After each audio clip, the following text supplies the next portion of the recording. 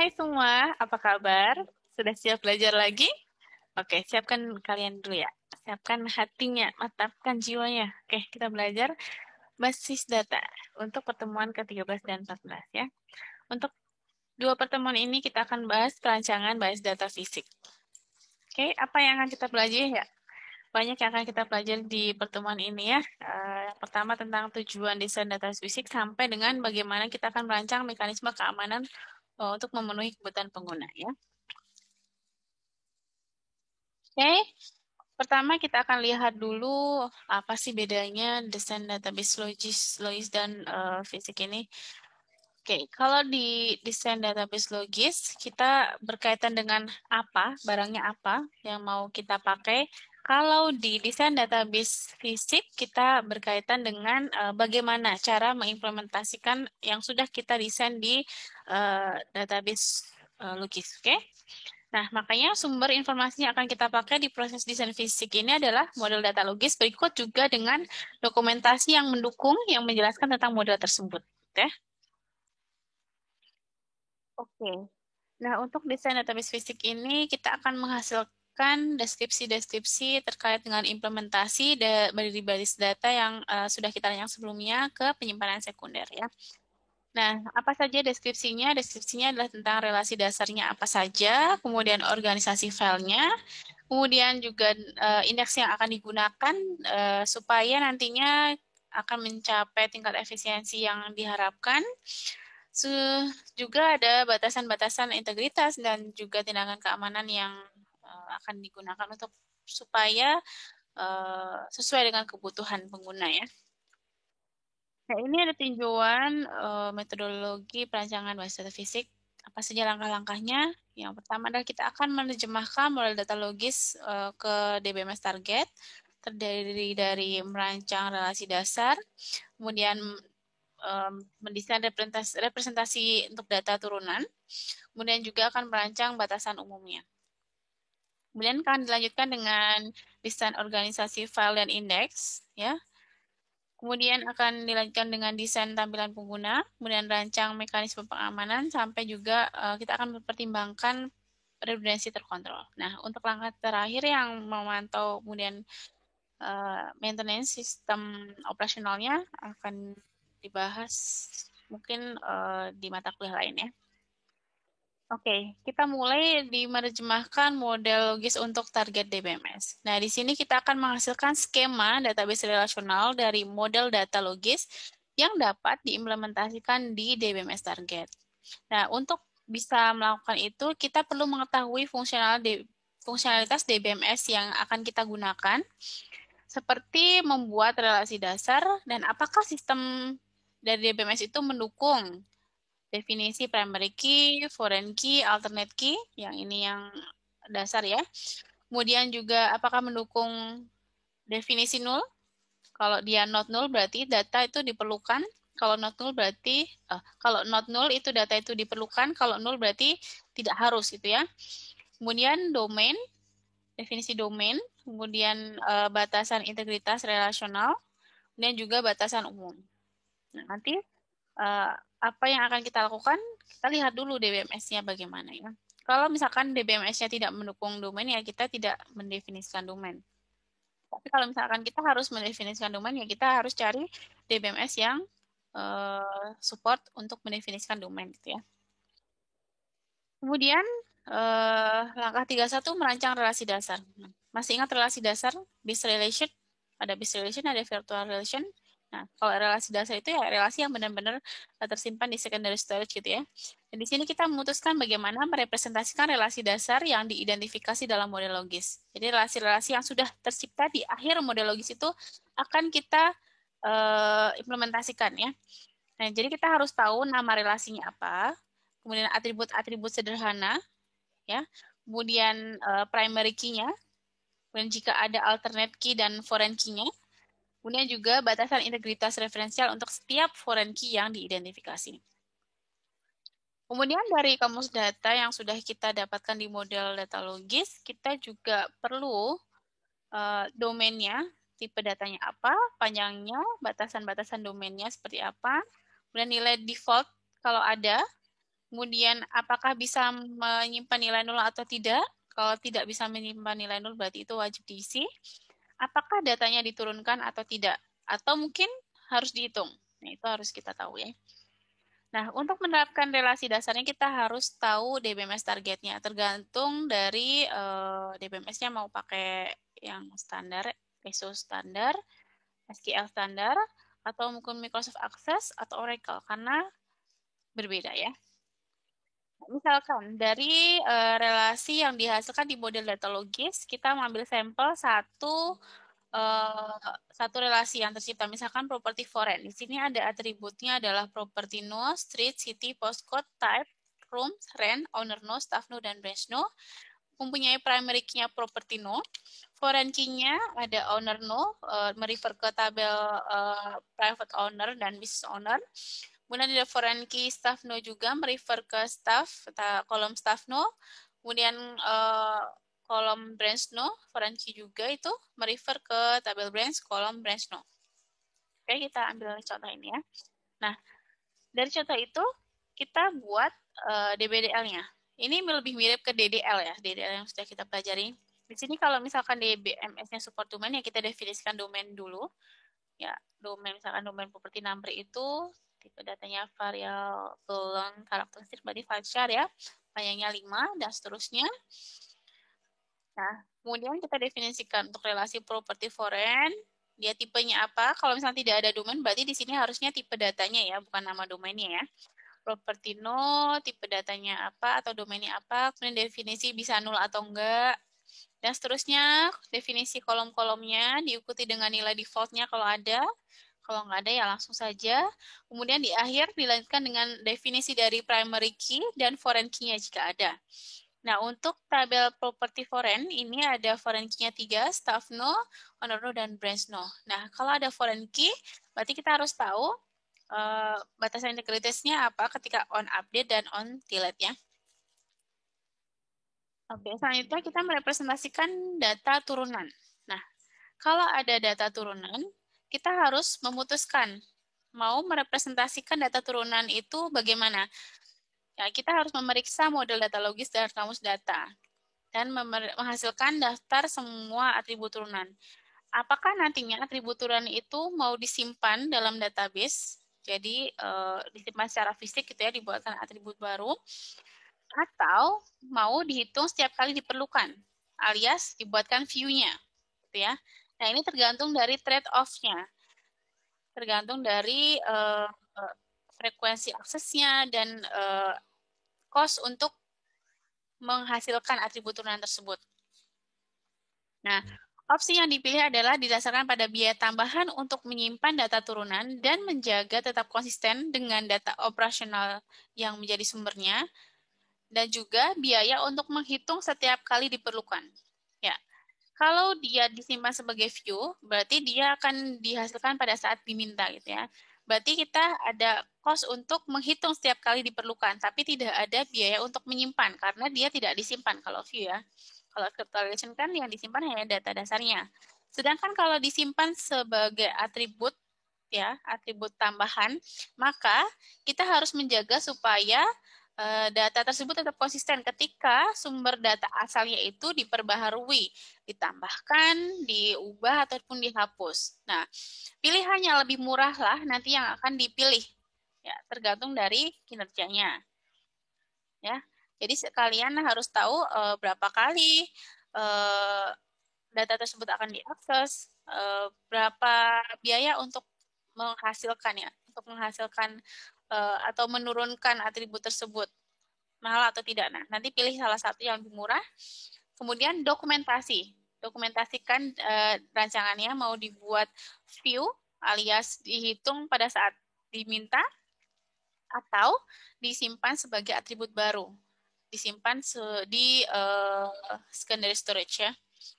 Nah, misalkan ada relasi property foreign dan staff ya seperti ini dengan atribut turunannya number of property nih ya. Kalau kita lihat di sini asalnya kan berasal dari sini ya, dari property foreign. Ini di sini ada staff.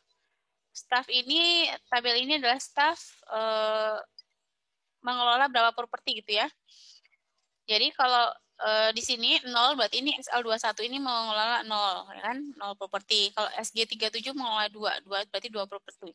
Nah, ketika data di properti foreign ini ditambah, dikurangi, atau diubah, pastikan kita harus, di sini juga berubah kan ya hasilnya, ya kan? Nah, kalau kita mau menyimpan ini sebagai tabel baru, ini sebagai atribut baru gitu ya, maka kita harus harus mengolah supaya tabel ini tetap konsisten ketika data di tabel properti foreign ini ditambahkan. Pasti di sini akan berubah, ada yang bertambah kan? Kalau di sini ada yang dihapus, berarti di sini ada yang berkurang. Kalau di sini ada yang diubah, bisa jadi di sini ada yang bertambah, ada yang berkurang. Nah, biayanya kan tentu tidak sedikit ya. Nah, itu biaya untuk itu, usaha untuk itu dibandingkan dengan usaha cost untuk menghasilkan ini ketika dia diminta untuk dihasilkan ketika diminta saja. Seberapa berat sih kalau dia dihasilkan pada saat diminta? Kalkulasinya berat atau tidak? Gitu ya. Kemudian kita merancang batasan umumnya atau general constraint. Masih ingat ya? Nah, di sini atribut-atribut atau bukan atribut ya. Aturan-aturan tambahan yang ada di organisasi yang tidak bisa digambarkan dengan batasan integritas atau batasan referensial, maka kita harus gambarkan dengan batasan umum ini ya. Kita bisa menggunakan keyword constraint ya. Misalkan kalau kalian ingat di Dream Home Company itu kan ada aturan bahwa satu staff hanya boleh mengelola sampai 100 properti saja. Nah, kita bisa menambahkan batasan itu dengan menambahkan constraint staff not handling too much. Jadi di sini kita mengecek bahwa kita pastikan tidak ada not exist staff di properti yang mengelola properti lebih dari 100 gitu ya. Oh, oke. Untuk selanjutnya kita merancang organisasi file dan indeks. Nah, untuk menentukan organisasi file yang optimal untuk menyimpan relasi dasar dan indeks yang diperlukan untuk mencapai kinerja yang dapat diterima. Jadi di sini kita cara relasi dan tupel akan disimpan dalam penyimpanan sekunder. Nah, di sini kita harus memahami beban kerja biasanya yang harus didukung dengan database ini. Ya, jadi kita harus tahu workload-nya ya. Oke, ini ada beberapa tahapan. Kita masuk. Yang pertama adalah kita harus menganalisis transaksinya ya, transaksinya. Jadi kita harus tahu fungsionalitas transaksi yang akan berjalan di database dan menganalisis transaksi-transaksi penting. Nah, dari sini kita coba identifikasi kriteria kinerja seperti transaksi yang sering berjalan apa saja. Kemudian transaksi yang akan berdampak signifikan pada kinerja. Ya, meskipun dia tidak sering, tapi kalau berdampak signifikan ya perlu kita perhatikan itu ya. Dan transaksi yang penting bagi bisnis, apa saja. Ya, ya kritis ya. Kemudian waktu-waktu selama dalam sehari atau dalam seminggu ketika ada permintaan tinggi. Jadi beban puncaknya itu kapan? Jadi kan mungkin tidak setiap detik itu bebannya sama gitu ya. Pasti ada suatu detik atau suatu jam, suatu waktu atau hari di mana dia bebannya berbeda ya, bebannya puncak gitu ya. Nah, di sini gunakan informasi tersebut untuk bisa mengidentifikasi bagian dari database yang dapat menyebabkan masalah kinerja. Jadi kalau misalkan ada yang kritis, ada yang sering tadi ya, ada yang diakses pada saat peak load, nah itu kita harus identifikasi bagian-bagian tersebut ya. Nah, kita juga perlu tahu atribut-atribut saja yang diperbaharui kalau misalkan ada transaksi tadi, kemudian juga kriteria pencarian yang digunakan dalam query. Nah, ini kan akan menentukan mana yang harus diorganisasikan ya. Nah, mungkin kita tidak bisa menganalisis semua transaksi ya karena mungkin banyak sekali. Jadi kita harus yang penting kita analisis saja transaksi-transaksi yang penting. Nah, ini ada aturan 80-20. Biasanya itu hanya 20% query pengguna yang paling aktif, yang biasanya menyakup 80% dari total data akses ya. Dan analisis saja transaksi yang penting. Yang tidak penting ya anggap saja itu gampang lah gitu ya. Tidak ditangani juga insya Allah aman gitu ya. Kemudian untuk membantu mengidentifikasi transaksi tersebut, kita punya beberapa tools, beberapa alat. Ada yang pertama adalah diagram jalur transaksi atau matriks referensi silang untuk menunjukkan relasi yang diakses di setiap transaksi. Ada juga peta penggunaan transaksi untuk menunjukkan relasi mana yang berpotensi banyak digunakan. Kemudian juga formula analisis transaksi untuk menentukan indeks-indeks yang dibutuhkan. Nah, untuk fokus pada area yang mungkin bermasalah, ya, kita petakan semua jalur transaksi ke relasi. Di sini nanti kita akan menggunakan matriks referensi silang transaksi. Kemudian kita tentukan relasi mana yang paling sering diakses oleh transaksi. Nih, kemudian kita analisis menggunakan data dari transaksi yang dipilih. Contoh ya. Contoh ini untuk tampilan staff. Ada A, B, C. Tampilan tabang ini harusnya D, E, F ya. Kita ubah dulu ya. Oke, yang tampilan staff ini A, B, C. Tampilan cabangnya D, E, F. Yang A kita transaksinya adalah menyisipkan atau masukkan detail untuk properti baru dan pemiliknya. Kemudian B-nya perbaharui, hapus detail properti. Kemudian C-nya adalah mengidentifikasi jumlah total staff di setiap posisi di cabang di Glasgow. Kemudian untuk tampilan cabangnya ada untuk mendapatkan nomor properti, alamat, jenis, dan semua properti di Glasgow yang dipesan. Kemudian diurutkan berdasarkan sewanya. Kemudian buat daftar rincian properti yang disewakan yang dikelola oleh anggota staf yang disebutkan. Dan juga identifikasi jumlah total properti yang ditetapkan untuk setiap anggota staf di cabang tertentu. Ya, kita buat matriksnya seperti ini. Untuk setiap untuk setiap transaksi ini, misalkan A tadi menyisipkan masukkan detail untuk properti baru dan pemiliknya. Berarti apa saja yang diakses? Pertama, biasanya kan di tabel properti. Kalau mau ada properti baru, kita harus memasukkan staffnya. Berarti kita read staffnya. Setelah kita read staffnya, kita insert. Masukkan data baru ke private owner, business owner, dan property owner, property foreign ya. Jadi di sini kita tahu transaksi A itu dia aksesnya apa saja dan ke relasi apa saja dipetakan di sini. Kemudian untuk transaksi B itu adalah memperbaharui atau menghapus detail properti. Kalau menghapus berarti kita harus baca dulu ya. Baca yang ada di properti dan yang ada di staff ya kan. Kemudian di-update dan di-delete. Delete itu sebenarnya update juga ya. Delete, kemudian di-update ya. Kemudian yang transaksi. Transaksi lainnya juga begitu, kita cari tahu dia melakukan operasi apa saja, read, insert, update, dan delete-nya ke tabel mana saja. Setelah itu, dari semua transaksi ini kita lihat. Kita lihat di sini, kita cari yang ini. Ini kan ini ada tiga transaksi ya.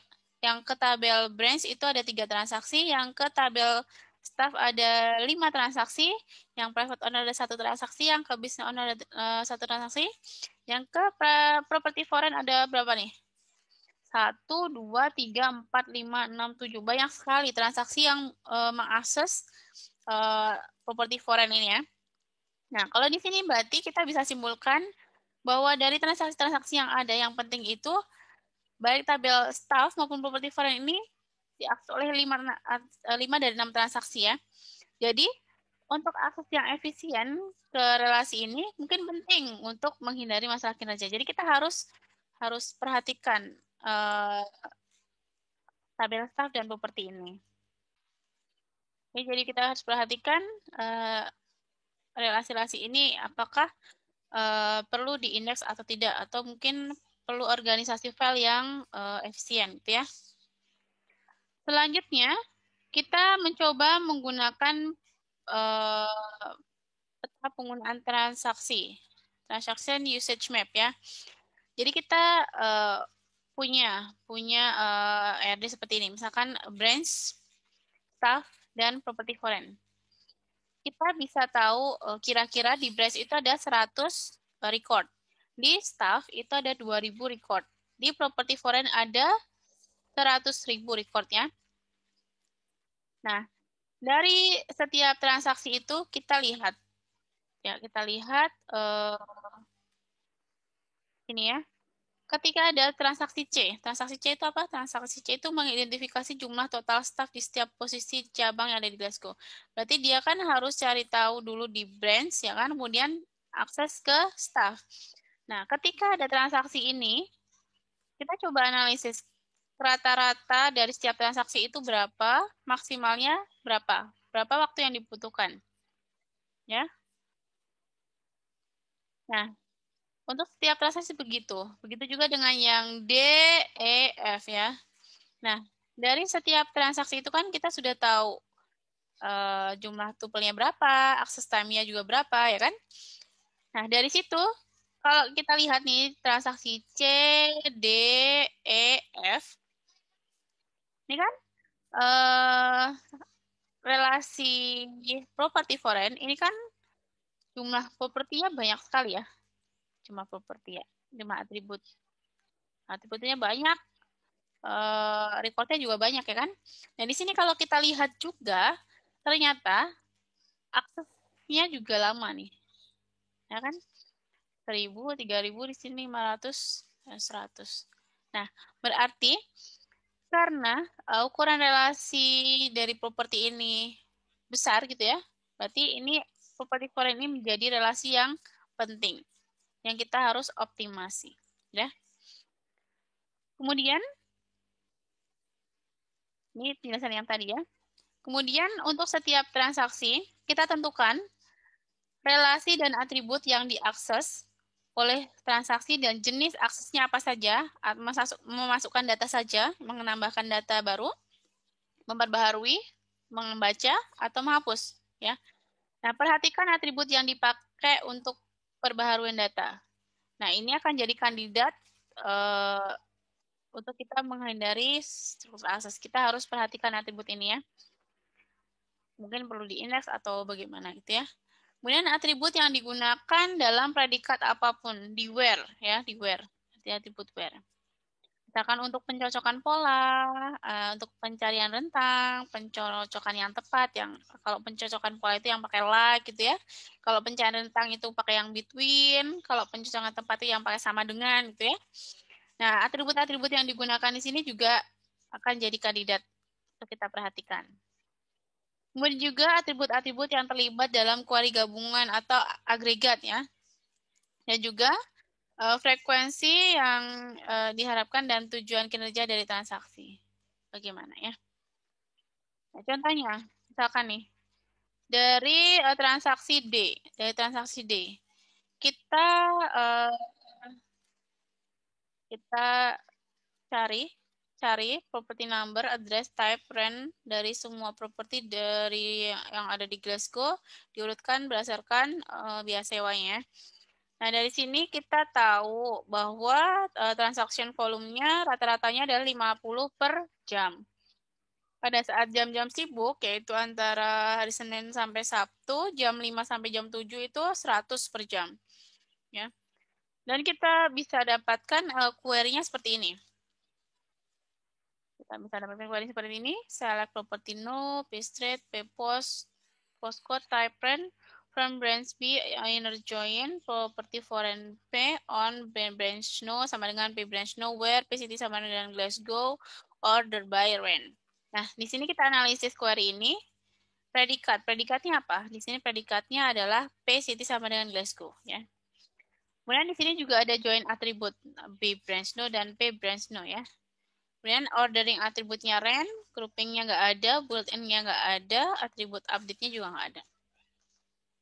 Ya. Nah, dari yang tadi kita tahu bahwa di branch itu ada 100 ya, 100 record. Nah, misalkan pertama kan kita baca dulu yang ada di branch-nya. Where city sama dengan Glasgow. Where city sama dengan Glasgow dari 100 branch itu ada berapa? Misalkan ada 4 record ya. Kemudian dari 4 record itu kita cari ke property foreign ya. Cari ke property foreign di antara 100.000 itu mana yang cocok yang city-nya Glasgow itu ya. Nah, ini kita tahu juga bahwa di sini rata-ratanya adalah 1.000 waktu aksesnya dan maksimalnya adalah 3.000. Nah, kita petakan seperti ini. Tipe aksesnya untuk branch itu rate. Per transaksi tadi berapa? Per transaksi adalah 100 ya. 100. Kemudian rata-rata per jamnya berarti berapa? Rata-rata per jamnya adalah 50 kali 100. Jadi 5.000. Pada saat jam-jam sibuk ada 100 kali 100. 10.000 ya.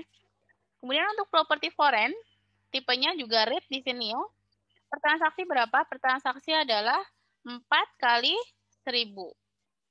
Ya. 4 kali 1.000 sampai dengan maksimalnya adalah 4 kali 3.000. Jadi 4.000 sampai 12.000.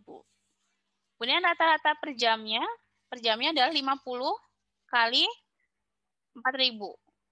50 kali 4.000 jadinya 200.000 sampai dengan 100 kali 12.000 ya.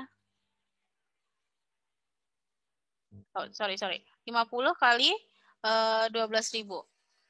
Jadinya 600.000. Nah, untuk jam-jam sibuk kan tadi 100 ya per jamnya.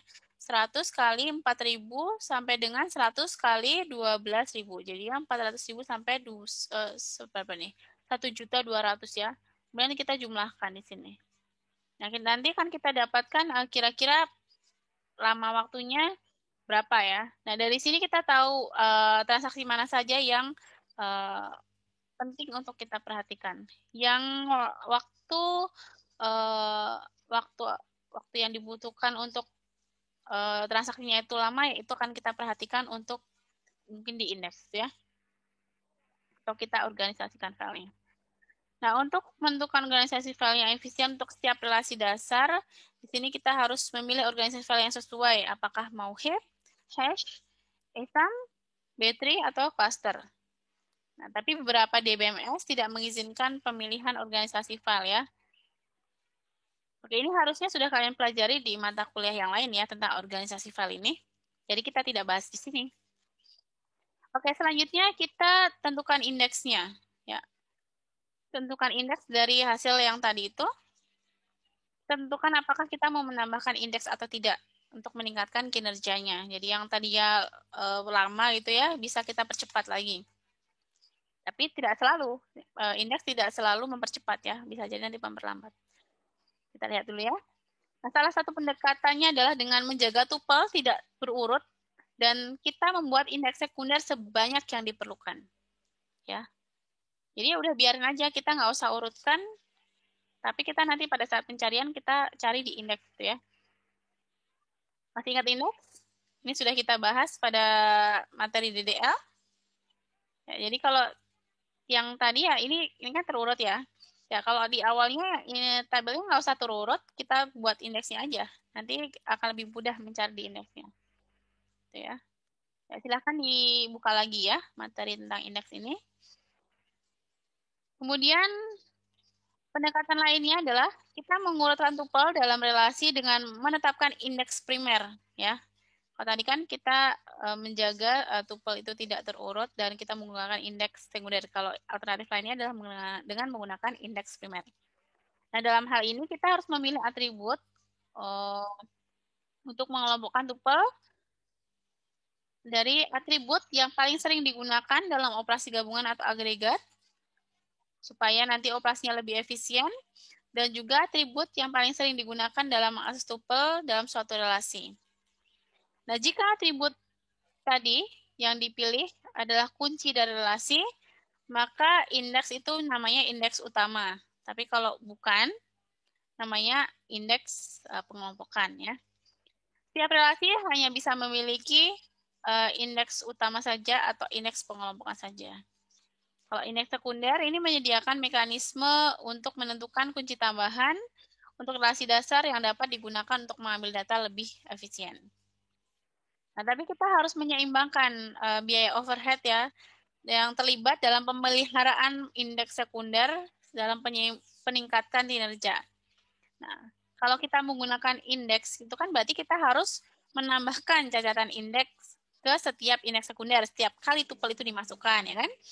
Dan kita juga harus memperbaharui indeks sekunder ketika tupel diperbaharui ya kan. Kemudian kalau kita pakai indeks, tentu kita butuh penyimpanan, ya kan? Penyimpanan untuk menyimpan indeks itu sendiri. Jadi di sini ada peningkatan ruang disk yang dibutuhkan untuk menyimpan indeks sekunder tersebut. Dan kemudian adanya kemungkinan penurunan kinerja selama pengoptimalan query untuk mempertimbangkan semua indeks sekunder. Ya. Nah, ini ada panduan untuk memilih wishlist. Jadi, kapan kita mengindeks, kapan enggak. Yang pertama, jangan mengindeks relasi yang kecil. Karena mungkin akan lebih efisien langsung mencari aja ke relasi dasarnya dibandingkan dengan harus mencari dulu ke indeks, baru nyari ke relasi dasarnya gitu ya. Kemudian, indeks primary key dari suatu relasi jika itu bukan organisasi file. Kemudian, tambahkan indeks sekunder ke foreign key jika sering diakses ya. Karena itu akan mempercepat ya.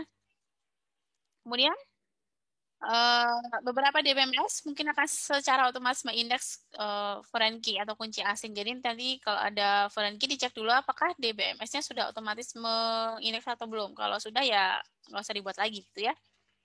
Kemudian tambahkan indeks sekunder ke atribut apapun yang banyak digunakan sebagai kunci sekunder. Kemudian tambahkan indeks sekunder pada atribut yang terlibat dalam kriteria seleksi, ya. Kemudian order by, group by, atau operasi lain untuk pengertian seperti union, listing, dan seterusnya ya, teman-teman ya. Kemudian juga tambahkan indeks sekunder pada atribut yang terlibat dalam fungsi bawaan. Ya, misalkan di sini ada kita mau menampilkan branch no dan rata-rata gajinya dari staff ya di group by branch no. Nah, ini berarti kita perlu indeks branch no dan gaji. Kemudian ada index plan only. Nah, ini respon yang diperlukan dapat diproduksi hanya dengan menggunakan data dalam indeks. Ya, jadi tidak perlu lagi kita mengakses relasi dasarnya, tapi kita hanya perlu mengakses indeksnya saja. Ya. Kemudian kita tambahkan indeks sekunder pada atribut yang dapat menghasilkan index only plan tadi ya. Yang ini, index only plan tadi.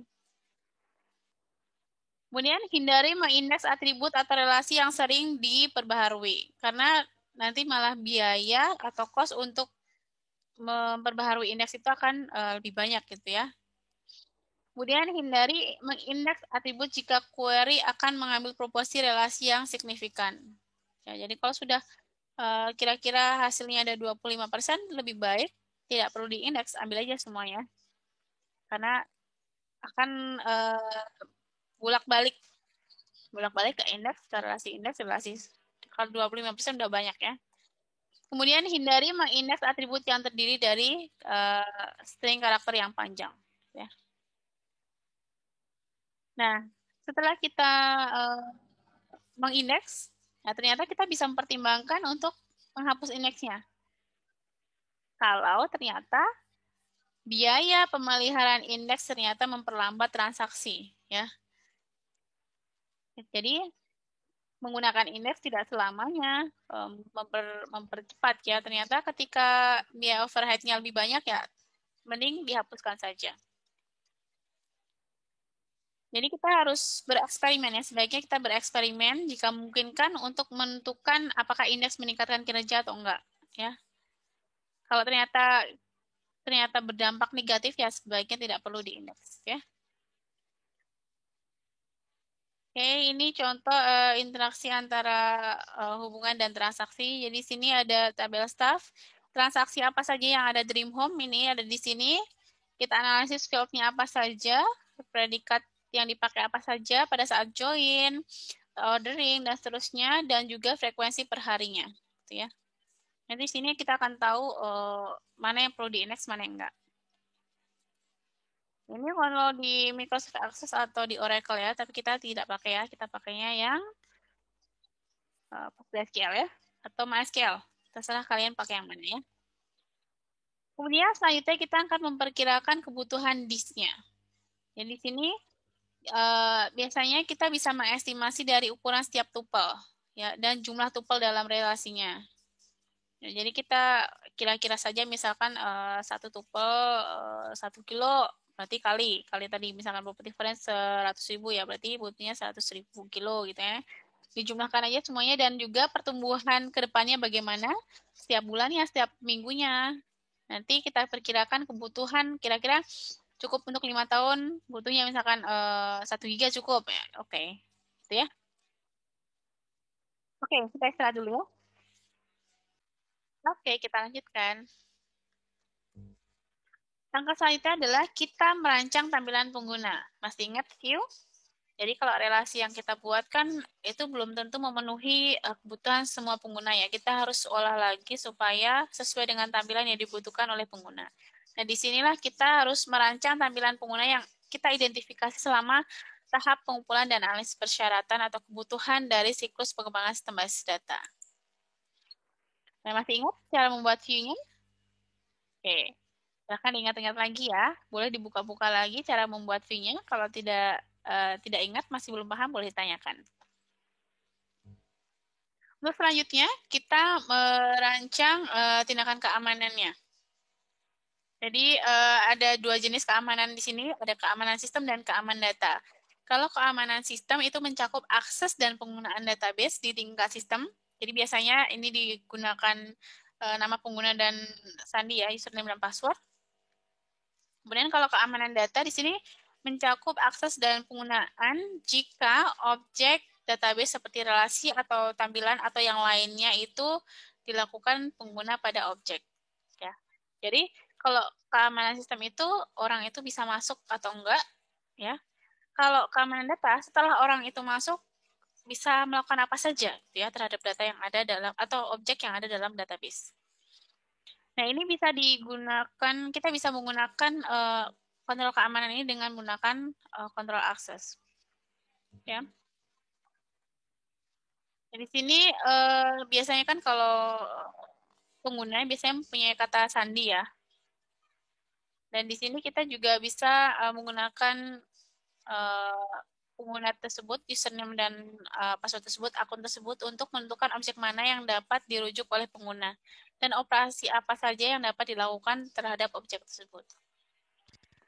Nah, di awal pada saat kita membuat skema, kita juga bisa menggunakan klausul authorization ya. Jadi kita bisa tahu pemilik dari skema itu siapa ya. Nah, setelah itu kita bisa mengizinkan pengguna yang lain untuk bisa melakukan sesuatu pada objek-objek yang bukan miliknya. Misalkan select, insert, update, delete, reference, usage, kombinasinya, atau mungkin semuanya. Kalau dia hanya punya akses select saja, berarti dia hanya bisa mengambil data, bisa melihat data. Kalau insert saja, berarti dia bisa menyisipkan data yang baru. Kalau update, dia bisa mengubah baris data. Kalau delete, dia bisa menghapus baris data. Reference bisa merefer kolom bernama yang mempunyai batasan integritas. Usage bisa menggunakan domain, collection, atau atribut atau objek-objek lain yang ada dalam base data. Atau mungkin kombinasinya ya, bisa jadi dia select dan insert, atau mungkin semuanya, dia punya hak akses semuanya, meskipun dia bukan pemiliknya gitu ya. Nah, kita bisa membatasi insert, update, atau reference ke kolom bernama, suatu kolom ya. Kemudian, pemilik tabel harus memberikan pengguna lain hak istimewa yang diperlukan untuk dengan menggunakan pernyataan grant. Dan untuk membuat tampilan, pengguna harus memiliki hak select pada semua tabel yang membentuk tampilan, view ya, dan hak istimewa preference pada kolom tersebut yang digunakan dalam membuat view-nya. Nah, ini sintaks untuk memberikan hak akses. Grant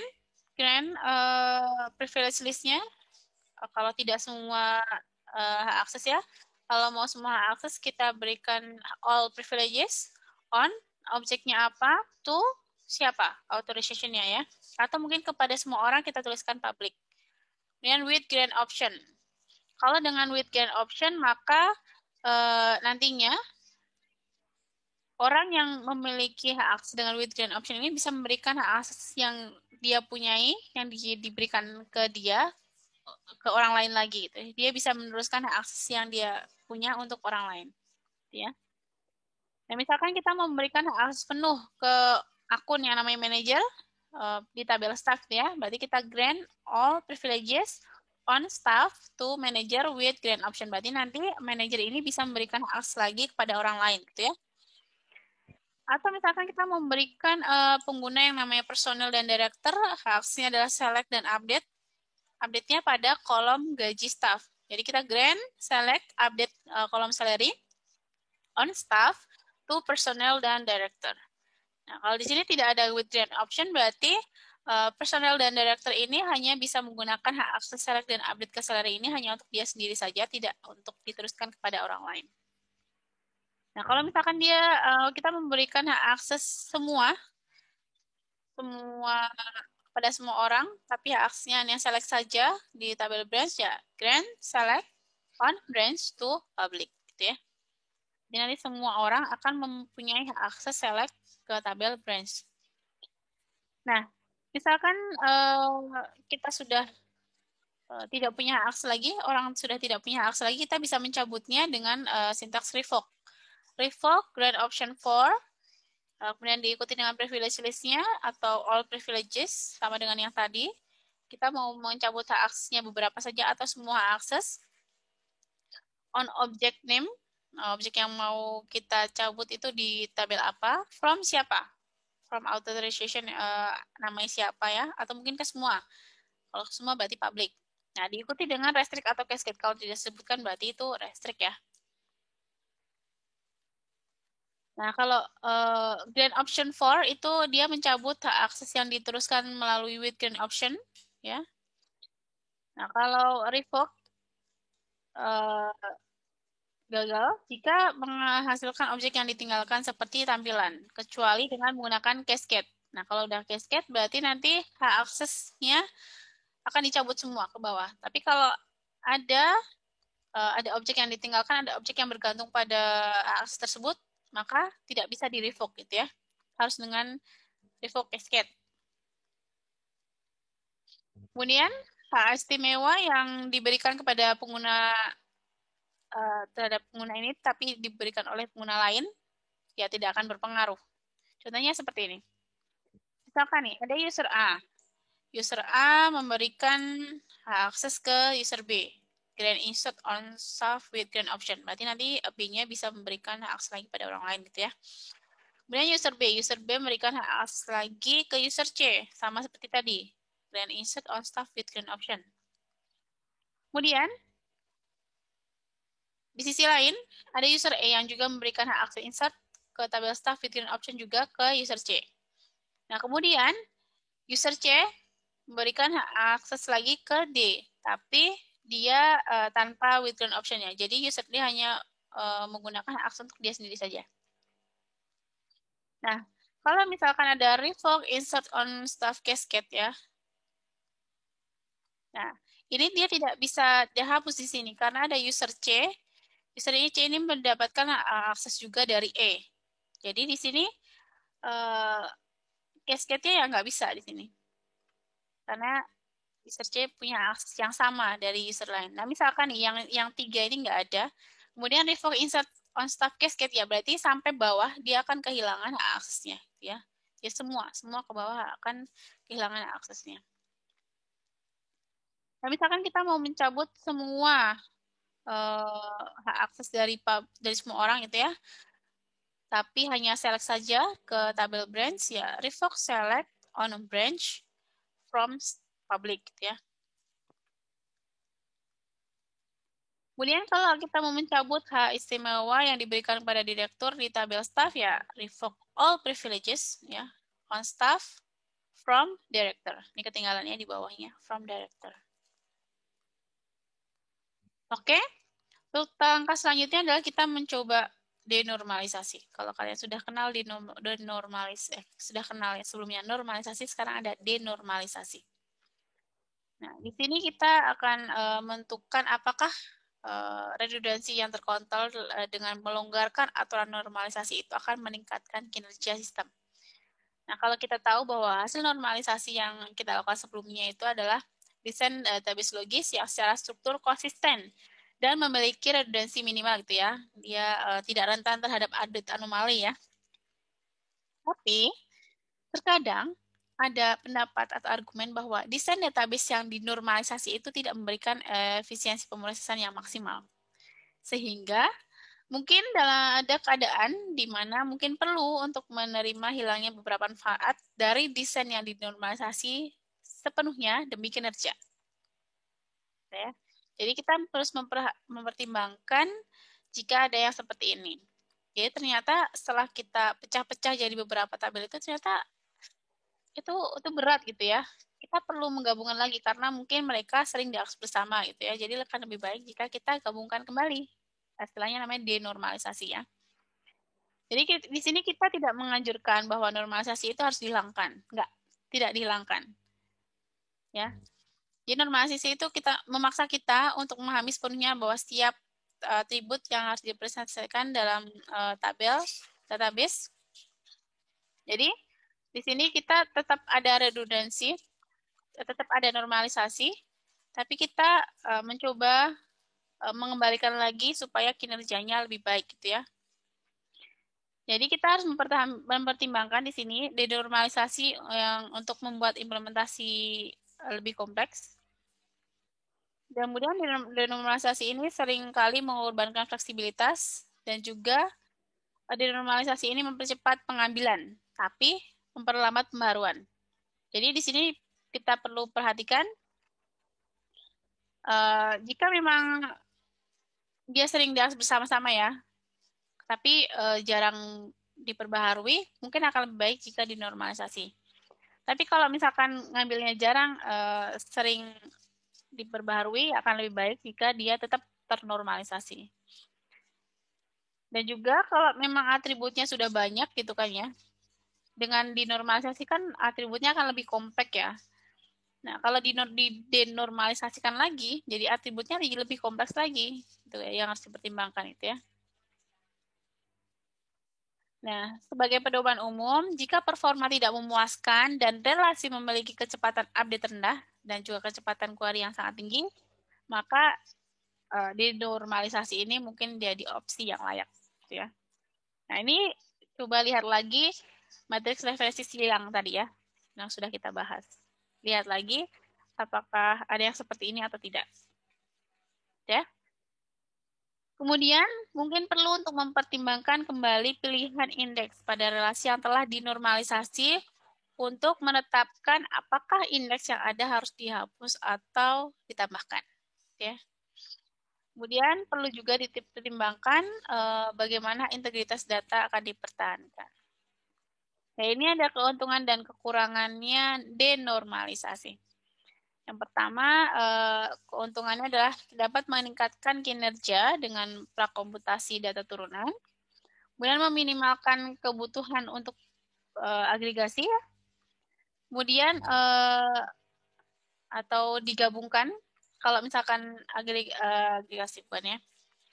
Kalau misalkan ada kebutuhan untuk menggabungkan tabel yang tadinya dipisah dengan normalisasi, tapi kalau dengan normalisasi kan berarti harus di-join ya.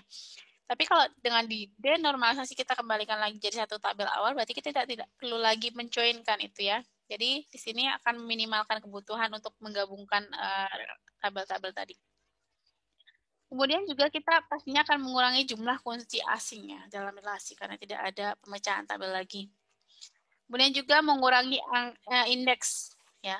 Kalau mengurangi indeks berarti secara otomatis kita akan menghemat ruang penyimpanan. Kemudian juga mengurangi jumlah relasi. Tentu ya, karena tadinya 2 digabungkan jadi 1 gitu ya. Tapi kekurangannya dengan denormalisasi adalah mungkin mempercepat pengambilan, tapi memperlambat pembaharuan. Nah, ini perlu dilihat lagi ya, mana yang mau diutamakan pembaharuan atau pengambilannya. Kemudian, selalu spesifik aplikasi dan perlu dievaluasi ulang jika aplikasi berubah. Ya. Nanti kalau aplikasi yang sekarang perlu didenormalisasi lagi. Bagaimana dengan aplikasi yang lain gitu ya? Kemudian dapat meningkatkan ukuran relasi ya.